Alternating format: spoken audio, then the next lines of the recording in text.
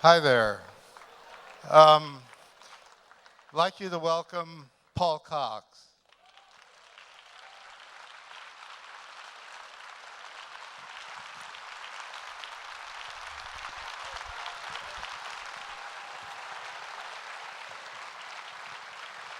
And Chaz Ebert.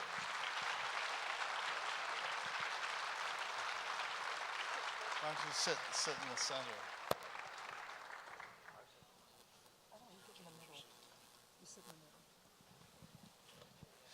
You might be wondering why Paul's not getting a thumb. If you look closely in the film, you saw that on the table in his Melbourne home, there is already a thumb. How many people actually saw the thumb in the...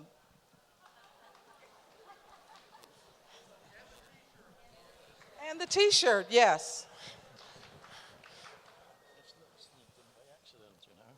Oh, you have your microphone. Paul, that was an extraordinary film, and I'm really sorry that David isn't here for us to talk to him, and too, because it really was so different from most biopics that you've seen about a subject. It was very creative, very artistic, and it was just wonderful.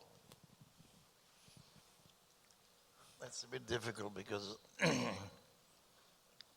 I like to stand behind the camera, and here suddenly I'm the subject, and especially most of the time you see me disintegrating, and that whole film, for me it's hard to watch it because I'm on the way out as he's filming it, and I always joke about it now, but that's the truth of the matter. It started as a snuff movie.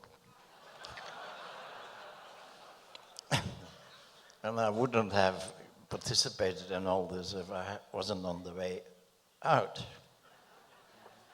So that's how it started.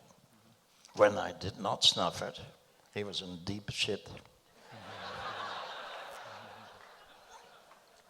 Well, that basically is not. I think he's very extremely tenacious. Nobody else would have talked his way into my operation. That I don't think has ever happened anywhere. He's such a tenacious ferret that he managed to convince people that I had given permission, that he was allowed to film me lying there in the butcher shop. I begged him to take a lot of nonsense out because there's a piece of meat there, and that's me. It wasn't nice. And I must give him credit for it. You know, it is extraordinary. I think Werner would be very jealous because that's the ultimate of self-exposure, isn't it? And in a cosmic sense, perhaps you should have been photographed like that, because how many times in your movies have you had others lay bare not only their souls but their bodies? So no, I deserved every bit of it.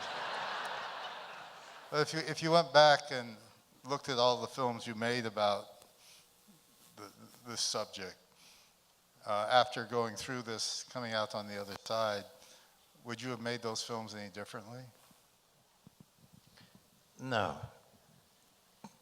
Life is different. I feel I'm in my second coming now. Life is different. But I feel that it was all, most of the time I'm drugged as I'm being filmed. So there's not much sense comes out of me. It never does anyway. But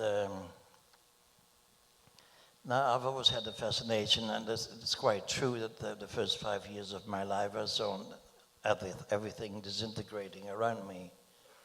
And that never left me in my life. So there was always this idea of death. You know, I'm much better now since I died and came back. I'm full of life. I don't know, the mixture of your films and your life, the way this film was cut together, is extraordinary. Some of it's perhaps a little obvious, a little predictable in terms of showing images that relate to what you're talking about. But I think it's a beautifully cut film, and it moves. And now the narration, not David Wems, but you were reading some of that, right? Some of it from the book I wrote as I was mainly in hospital.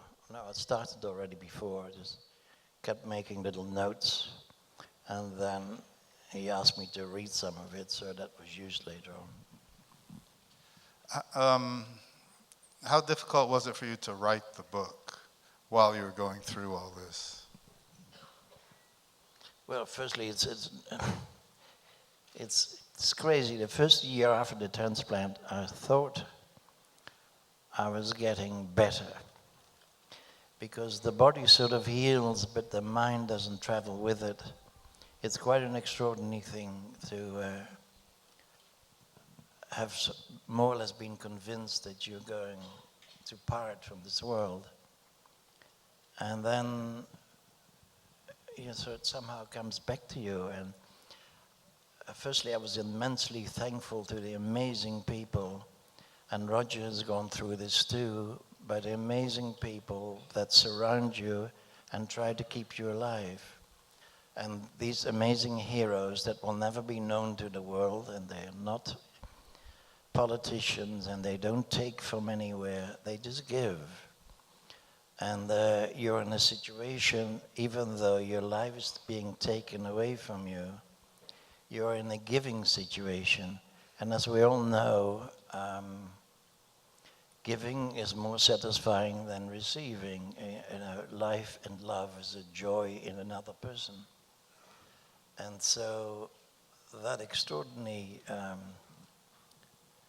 warmth and love you experience, even though you are snuffing it, it is such a shock to come out of that situation and go back to the world. I'm still suffering. It is amazing to be here. I can't tell you. I can't express myself. Only a few months ago, I would be weeping all the time, because to actually just embrace your old friends again is an amazing experience. And I know that, as we all do, we know this all throughout our lives, that every second is very precious. We must, like the Rwandan film, it's about forgiveness, and it is also,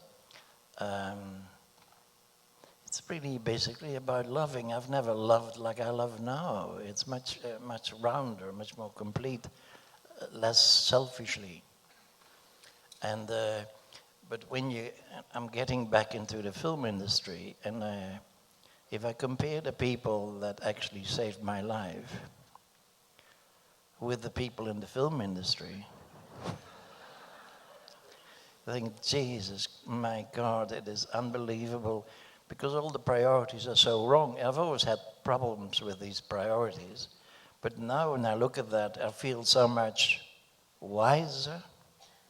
It's in a way a very spiritual experience, because that cannot touch me anymore. The anger I still feel, but then I just march on, and I think how piss poor. Because all my life, most of these films, in the end, they all returned their money. They were made cheaply, but they have been, in one way, a very commercial enterprise. People laughed at it for years, but I kept at it. And they were always about things that concerned me, that fascinated me about people. And they're little things, but very big things. They're extraordinarily important. But it is not, in terms of film, it's not a very commercial enterprise, like Salvation, for instance. Although I watched a bit of television here, and there are 3 or 4 or 5 channels with absolute maniacs talking about Jesus, and they have 10,000 people or something, huge halls, with the most amazing, in the middle of making Nijinsky, I could never sleep, and so I saw this same preacher. I saw her again here. Her name is Joyce. I don't know the rest of it. Who actually once, years ago, said on television, late night television in Australia, God wanted me to have a facelift. He demanded a small sacrifice. And she's still doing it. She's still at it. And people are mad enough to sit there in thousands and clap and cheer.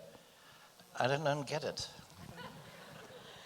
At one point, I was watching some of your movies because you were somewhat of an enigma to me. And in the movie, I forget who talks about the Coxian intensity.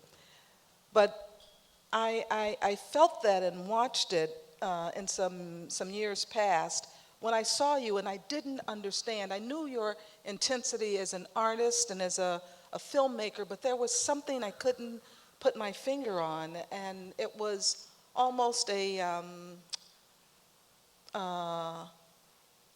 pessimism about things in the world. And Roger said, no, I think he's very optimistic. I said, there's something, I don't know. And then when I read your book, Reflections, and you talked about for the first 5 years of your life, you came home and every day, there was death and destruction, quite literally, because you were living during the war, and that you would look for the skull behind the faces. And I was wondering if that informed your filmmaking, your philosophy of life. Well, I think very much so. There are so many dark shadows traveling with me. That's why I went to Australia. I couldn't get, because nobody talked about the war, and I was very deeply affected. Everybody around, he always came back, and the street was destroyed. I remember it very well. We couldn't find our house, and all the people, the students from school, we were 4 or 5 years from kindergarten, they disappeared, and you could smell death all the time. And my whole life, that's been traveling with me. When I was 25 or something, I worked for Community Aid Abroad and went to Bangladesh, and I finished up in the Bangladesh war, and saw with my own eyes, a whole village being murdered and people lying in the mud, and it was more or less sort of confirming the fact that these horrible things happen on this very earth, and I can never. That's why I think in film you can do so many wonderful things, because what can save us and what is our true nature is our incredible humanity. I think that's why I'm totally allergic to violation of body and soul on film. Most blockbusters, there's always somebody being killed and all this sort of thing. If you steer away from that, and I have full reason to believe that that's all wrong, and you have to really fight to find a bit of peace on the big or small screen. And it shouldn't be like that, and it is now much clearer all that than ever before. We live such silly lives. But there is humanity and hope in all your films. Absolutely. And great beauty. I was really struck today. I knew you were an artist as a filmmaker, but also as a photographer. But in each scene, someone remarked on how your movies never had a big budget, but each movie is so incredibly beautiful. The deep, rich colors, the music that you use, the costumes, even the absence of makeup is sort of a character in your movies. And I was wondering when I was watching those compositions how closely it is you, how closely it's your cinematographer, how closely it's your set director, how collaborative that process is. I have some amazing friends. I think we're the oldest crew on earth. We've been together for 40 years making films.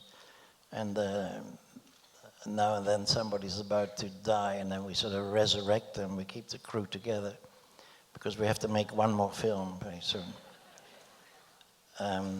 But I was trained as a photographer. That always helps. Quite a few films I shoot myself. But I have very good people, and we trust one another, and we don't have this sort of, there's a few very funny things about having big fights on the set. Well, that only happened once, and everybody was so surprised that I went berserk. But normally it's a wonderful collaboration of sorts, and I miss it. I haven't done it for a few years. I miss it very much, Now, I remember when we were at your house and you were shooting Nijinsky that one day. I take students to the Cannes Film Festival, and I used to take them to Avignon. Paul needed, I wasn't aware of this, but Paul needed a few extras for a scene in Nijinsky, so he invited us to spend the day, and we just drove in not knowing what we were going to run into, and someone came out and started putting costumes on the students. So they got a free lunch. What I remember was they got a lot of free beer. But it was Paul behind the camera. He had two cameras. He had an Ebertfest 35 millimeter camera, and he had an 8 millimeter camera, and he was shooting both of them at once. So, but let's talk about your charisma. There are a lot of people out here who want to know how you do it. I also had broken my finger because somebody was right. complaining about not being able to warm up any food. So we rushed in the supermarket and I bought a little stove. And I came running out and I fell flat on my face. That was the day you arrived. Yeah. I broke a finger and a thumb or something. And there was nobody else to film, so I still had to.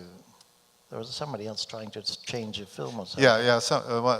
Someone came with us. One of my colleagues claimed to have experience. To change a magazine for an Aeroflex, you have to put it in a black bag and stick your hands in it and put the film into the magazine. And Paul couldn't do that, so Charlie did it for us. It took him about an hour and a half. Lost a lot of time. But anyway, all these films in a way, because Rilke says only beauty can save the world. I truly believe that too. I think if we look at our world now, everything that's being built is as far devoid of beauty as possible. I don't understand that because it takes very little to make something more beautiful. And it is such a different life when you live in a place where you have beautiful things to look at. Your eyes need to be caressed as much as anything else, as much as your heart. So I think beauty is very important. And your ears as well, from what we heard in the movie when you were in the exercise room, complaining about the music. Well, music is the basis of all creativity. Everybody's life is a symphony, as Yeats said. And so I never understand either where we spend so much time listening to utter crap. And you go to any shop and in any restaurant, and why should we take this? I know if you ask people, they're not even aware of it, but I'm hypersensitive to these things. And I've been in terrible trouble in restaurants and stuff, and usually thrown out because I can't take it. And even in the hospital, I'm just getting myself back together, and they're playing rubbish. But I think the nurse was so kind, and I'm a bit sorry that I was such a grumpy old man there on that bicycle. It's a bit embarrassing. I have a question now to ask. I won't ask you which of all your movies is your favorite movie. That's like asking a parent which is his favorite child. But I will ask, if they were doing a retrospective of your works and they could show only 3 of your films, which 3 would you choose? It's a very difficult question because your films are a bit like your children, Some behave well, some have to go to boarding school, others come back. But time is a strange thing, Most of these films have only worked with time. I remember when they did Vincent van Gogh, that was a few years, going berserk doing this, basically with 2 other people. And then when the film was in Cannes, and everybody walked out, more or less. And at the end, the so-called overseas sales that we had, the man came to me and said, "Beautiful film, Paul, but unfortunately our company would never do it justice." It's a wonderful line, never forgot it. And and within the next week, I almost went to jail with Tony Llewellyn-Jones, one of the people, because we had our bags standing by. We had lied about having an overseas sale and everything. Otherwise, I couldn't get the money. So I had a suitcase standing by to go to jail. And it was only in Canada, suddenly they invited me, that the film suddenly grew a little. Some momentum came to it. And then, right through the years, the film that actually saved me financially is this very film, Vincent. That's 27 years ago or something. And even in America, there's the DVD sale going like mad. That's almost 30 years, and so there is some sort of justice somewhere.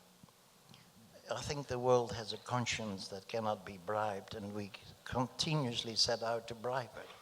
I never did, and here's the proof. You managed not to name 3 films. He named one, Vincent, and I think Vincent had to be seen.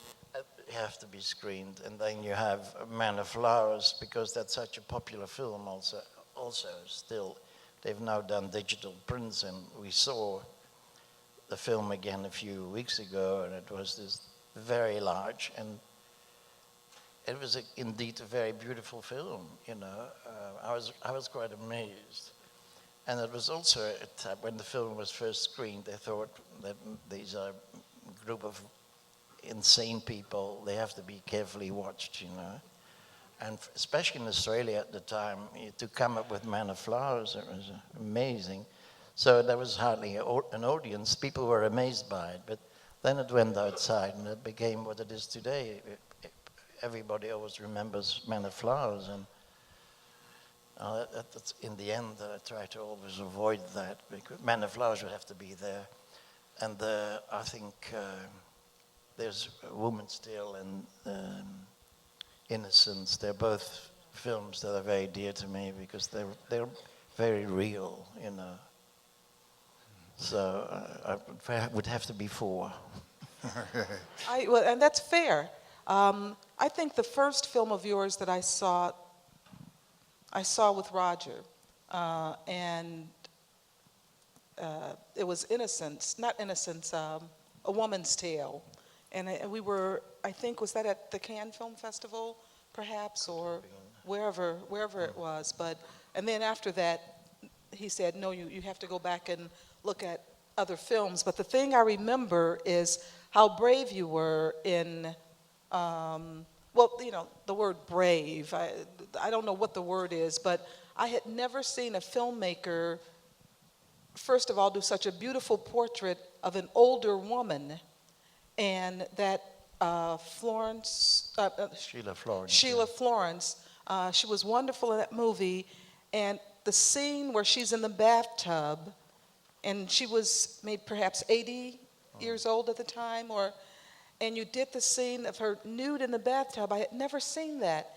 And the camera went caressingly lovely over her body in the bathtub. She was brave.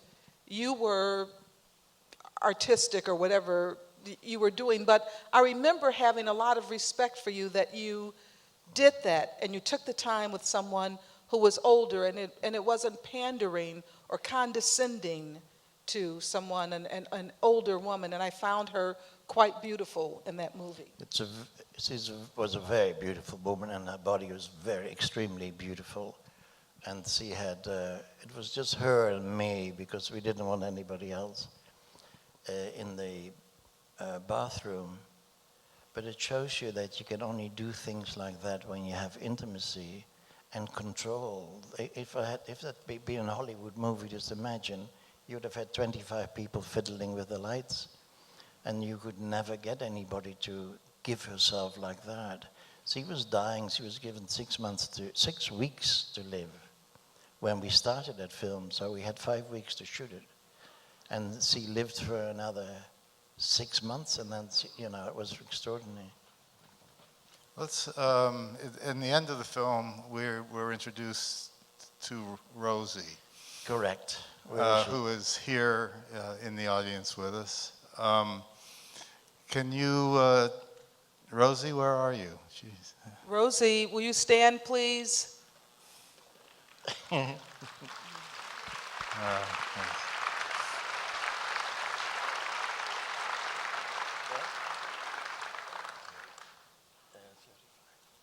Okay, I do have to tell you one thing about Rosie. Someone during the film bent over to me and said, "How old is she? She's not a teenager, is she?"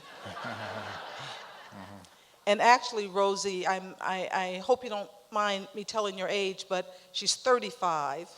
She looks incredibly young. But I want to hear Paul has a story about their livers and how their livers make them closer in age. Indeed, indeed. God, life is strange, isn't it? There's a little scene, and it's not very well explained in the film. We sit in this post-meeting after the transplants. These people, they get together. And that's the first time I met Rosie with her mother, come from Bali, and a few other people. And we didn't really have any contact, but the person that was with her asked for my address, but then they missed me. Anyway, later on, we sat in the waiting room, and Rosie tapped me on the shoulder. Oh, can you hear me? And she wanted my address for somebody else, but that's the first time. Then we made a pact that we would have dinner once. That was some months later. I went away for a while, I think. So 6 months after my transplant, and she had 2 months before mine, or 6 weeks. We had dinner together, and it seemed the most natural thing. We never looked back. We've never been separated after that first dinner. We hardly knew one another. I'd been writing a bit from Cannes. I wrote a few letters from France. And then we discovered that Rosie is... we both know the age or the type of livers we have. Mine, because the surgeon went too far in the film and he said I had the liver of a young man. And Rosie has the liver of an elderly gentleman. Because he is in touch with the wife. But you're not allowed to know. It's a very painful thing, actually. You feel a bit like an orphan. I would love to know the family of my donor. But anyway, that evens out the difference in age. So you have to excuse me, I'm not a dirty old man that might... I've never had a proper relationship in my life. That was not possible. There was too much pressure. And I was married for a year, and I have 3 children with 3 different mothers, and things have been a bit tough. Then I meet Rosie, and I present her with my new liver, and we've lived happily ever after. It's remarkable. Let's take a few questions from the audience. There are wranglers out there with microphones. We can't see very well from up here, so if you raise your hand, someone with a microphone will come to you. Right here to your And while left. they're doing that, I want to just ask one other thing. You were talking about working on another film, and are you currently, is this anything you can talk about? It's the same thing again, because everybody, especially in Australia, they are very excited about me making another film, but nobody will give me any finances, they think I'm still gonna snuff it or something. So it's very difficult to actually get the money together. I want to use this amazing experience in a drama I wrote recently, and it is partly based on the book, but it's a love story. And instead of somebody being shot or whatever, the man is having a transplant and survives like I did. So if anybody has a few $1 million, please come and talk to me after hours. Only 2 million. Not 2 million is all that's needed. I got a little booklet here and some information. Okay. And don't forget Paul's book, Tales from Cancer War. We forgot to mention earlier on that all the proceeds from the book, if you buy it out in the hall, go to the hospital where the surgery was performed on Paul. So I heard we had a question somewhere. Yes, right to your left, Right, yes. front of house. Hi, Mr. Cox. My name is Chike Coleman. I do a television program called Real Reviews. I really enjoyed the vulnerability and the beauty of your film. My question is, now that you've gotten the new liver and you have, I guess, a new lease on life, and this being a snuff film and all, how do you find new ways to love and give in life? What was the last bit of your question? How do you find new ways to love and give in life? New ways to love and give in life. I think I'm more capable of giving now, and I have more patience with children, and I think, and the more you feel like giving, the more you receive. I think before that I was very much self-obsessed, probably still am, but not to such a degree. So it is a matter of going out of yourself. I have a lot of time for children now, and I've never enjoyed so much to my grandchild than I do now. That never happened before. I just didn't see it. So that was very selfish and narrow. I'm much more interested also in detail. There's so many amazing things going on all around you. You only have, we have lost the art of actually looking. I also live in a world where everybody speaks and nobody listens. And that's became very apparent, especially in the hospital. You see so much goodness, so much tenderness, people coming to visit one another, and people are dying and suffering and bringing joy to one another just to be there. And that sort of simple goodness that people are capable of, that was a wonderful experience. And if I look back now, I think I should be very thankful that I went through this, and that I faced my own demise, and that I lost all hope. But there was always a little flutter, but that flutter was quite large. It becomes really quite cosmic. And that sounds a bit wishy-washy, but there is a lot of... If, for instance, I went to see a little movie about the Hubble spacecraft, and they have floating sandwiches and all sort of rubbish in the cabin. But now and then you see a few amazing photographs of the universe. Or, gas explosions with that new Hubble camera. They can just extraordinary imagery. It's all around us. A transplant is very much like getting a new planet inside you. That's how it feels. I remember when I had been on the list for 6 or 7 months and I was not allowed to drive and I was very weak. I had such great longing to see the stars. And I hopped in my car and drove 100 kilometers out of town until suddenly the universe opened up. And I remember lying in the grass there. And I thought, it's all right to go. Because I had an amazing connection with the universe at that very moment. And please don't misunderstand me, I'm a pretty cynical fellow. But that was the first time that I actually thought, I can never die, I've always been here, I shall always be here. And that gave me enormous strength. So that sort of planetary journey we are making now, I always find it amazing when you look at the imagery that it doesn't rub off on our world. Our world is so ugly, and new cities are so ugly. And we have this, and commercials are so ugly, and all these most films are so ugly. Then you only look at the sky and think, why doesn't that rub off on our lives? It's so intensely, immensely beautiful. I don't understand that.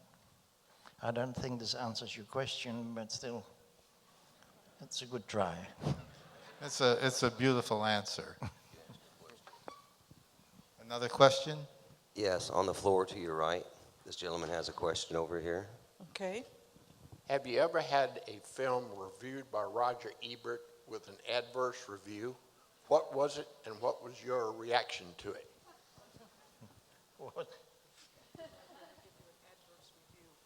I don't think so, but Roger's been.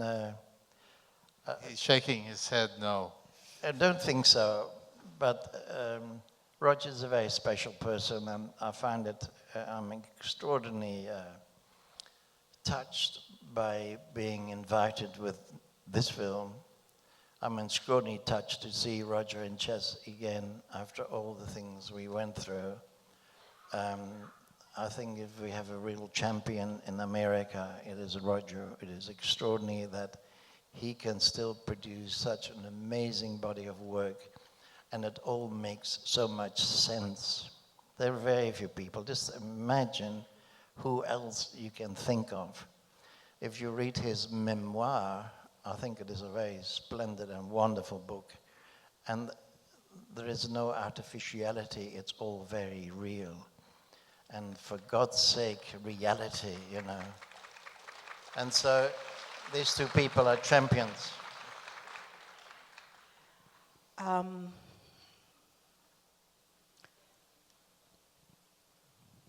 A moment of truth. I didn't know what Roger was going to say about salvation. It's a very different movie from your other movies. And so I kept waiting, and I didn't tell him anything about it. And when he saw it, he wrote quite complimentary things about it. Yeah, I think it was also at a time in life where you couldn't really, but somebody who's on the way out, you can't give them a bad review. No, that's not it, because actually, you know, joking. Robert, he went through an experience with Robert Altman when Altman was having a heart transplant, but no one knew it. We just knew he was very sick. He had just made, I forget which movie, Pret-a-Porter or one of those movies, and we were at the Cannes Film Festival, and we saw Bob, and he had lost like 100 pounds, and everyone was shocked and didn't know what to do or what to say, and Harvey called, or maybe it was Kansas City, I forget, one of those movies, but Harvey Weinstein called Roger and said, Roger, everybody's giving this movie horrible reviews. You've seen Bob, you can see he's a very sick man, he's probably gonna die. And Roger said, I'm sorry, I just have to tell the truth. So. No, expect that, but I was joking in a way. And coming back to Roger's memoir, I mean, the truth of his words, I think that it's simple and very wise. And I was very moved to read this because there's no artificiality there. And our world is so artificial on so many levels.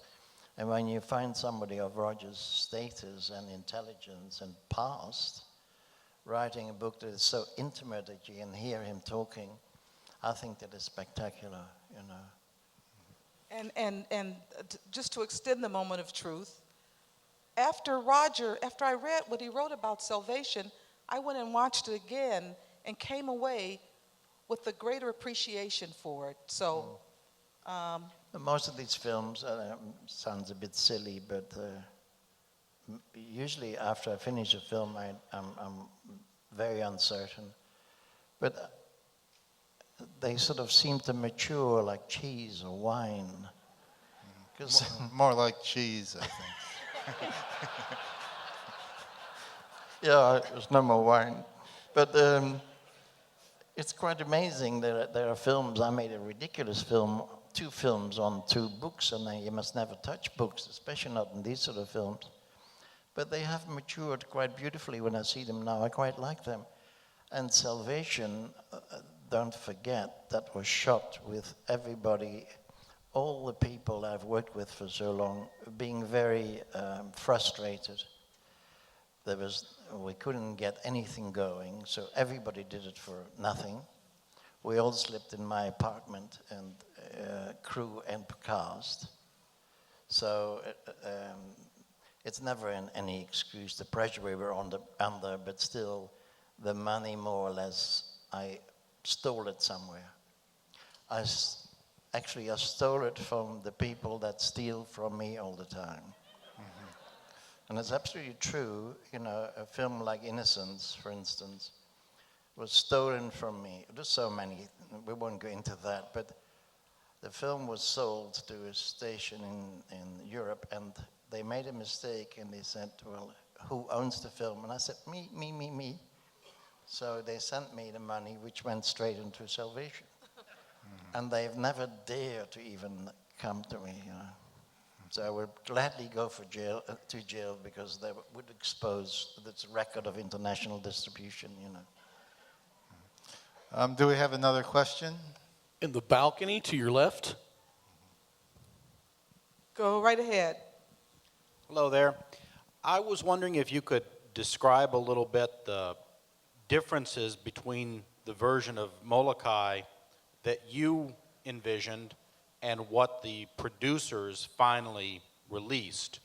And also, am I crazy, or in the little snippet of the credits, was Chris Christopherson's name spelled wrong? Oh, I didn't do that. It's possible. It's quite possible. It's a difficult name.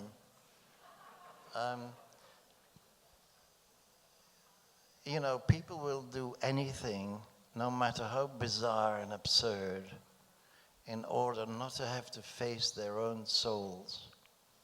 And that is exactly what happened making Damien.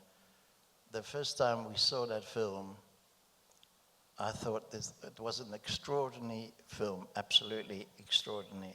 There were people from the University of Leuven in Belgium there, and they all said, this is much bigger than Gandhi, and they all said, this is going to be great.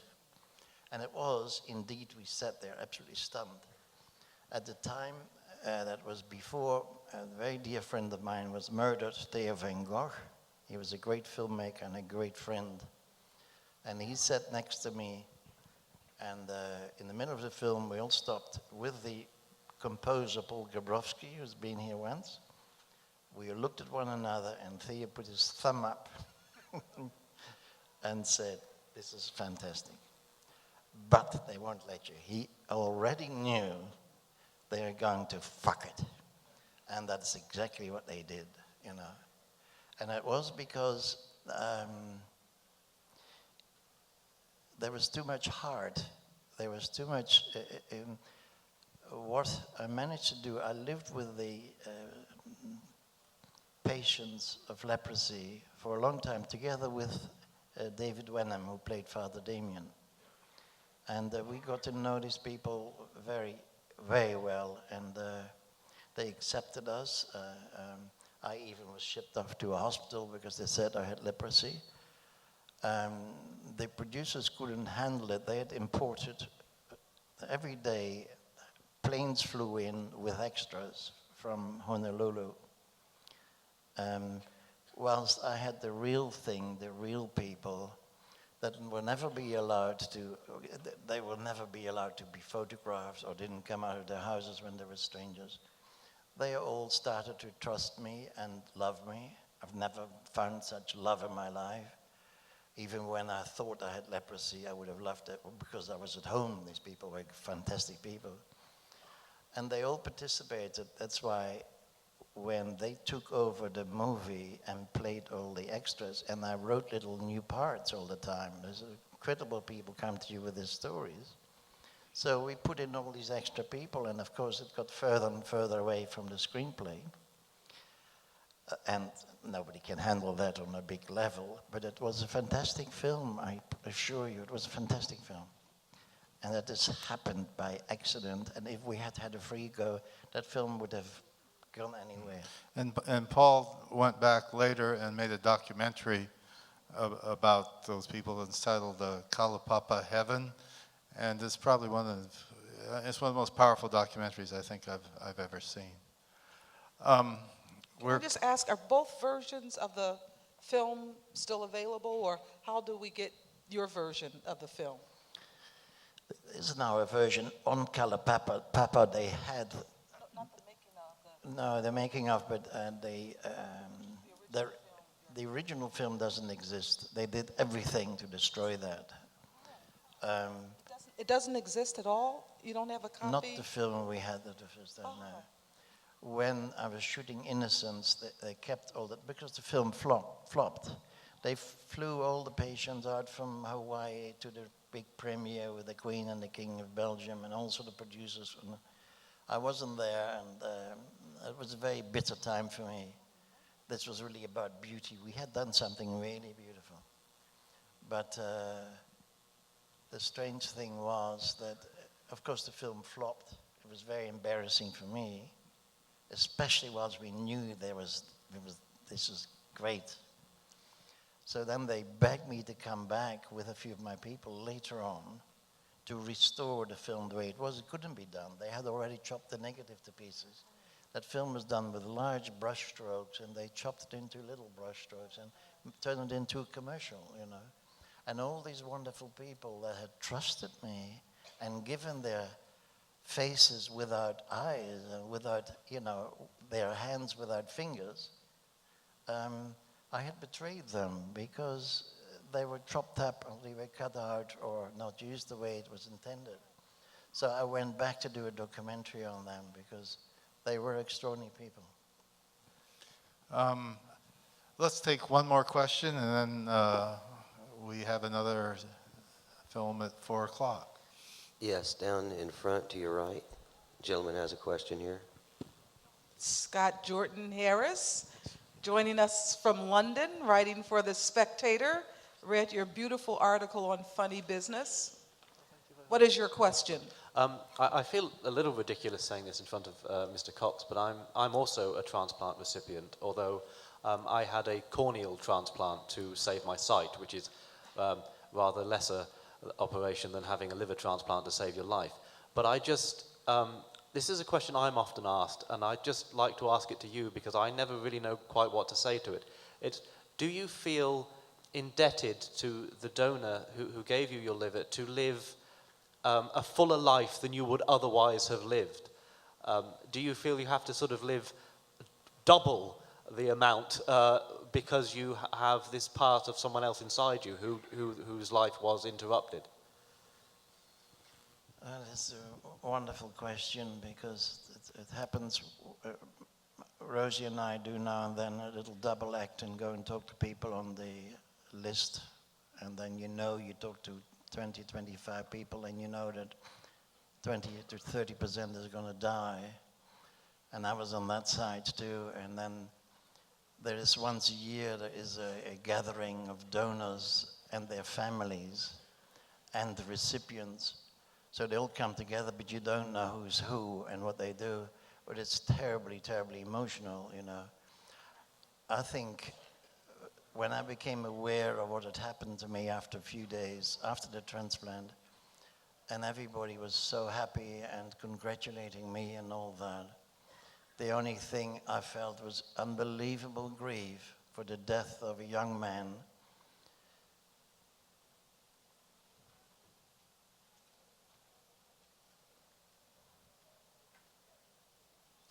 who had died on Christmas Day. And I feel now that it took me a long time to actually accept the fact that he had died. And of course, if I hadn't received this, it would have gone to somebody else. It's not the point. The point was there was an intimacy and a life and a continuation of life that came from somewhere. The gift of that life was just too much to comprehend. I also know now that whatever I can do in my life to make up for it, to actually double my life, because this young man deserves, he gave his heart to somebody else I know. There were 7 people that benefited. 3 lives were saved through one young man.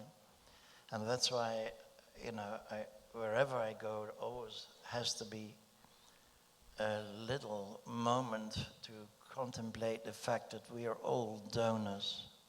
We all might be in a situation that happened to me. So I came with a group of surgeons that are waiting outside and that are and will whip out any organ that you may seem fit to contribute.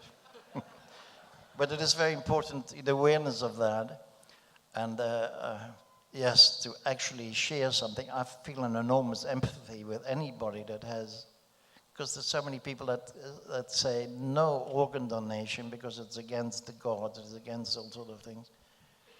What a gift, I wouldn't be here, what a gift of life, what an amazing thing. And you too, how extraordinary to have a new life. I really feel I'm in my second coming. And it'll take me the rest of my life to actually get used to it. But I'm immensely thankful, and I hope to make one film. That's why it's very frustrating when people say, oh, it's not going to be commercial. Well, fuck that. Everything I've done has been very commercial, and it makes me so angry about everything has to be commercial. It's very important. This film I want to make, I owe it to my donor, and I owe it to my sanity, and the experience I had. If I don't use this now, what would the terrible waste? You could never do the research. You couldn't send somebody to do research. What actually happened to me, it's all interwoven into some love story, but I know I have to make this film because I'm a recipient of an organ, and I have, sometimes I drive with Rosie in the car and we feel there's 4 people in the car, as if we have 2 children sitting in the back, two livers dancing with us. It is a very strange thing, and also your taste buds change. I don't like cheese anymore. And of course we can't drink or do anything, but the very fact that this exists now is an enormous blessing. And I've always had my reservations about the modern world, but the phenomenon of organ donation is extraordinary. It's extraordinary. Thank you so much, Thank you. Paul.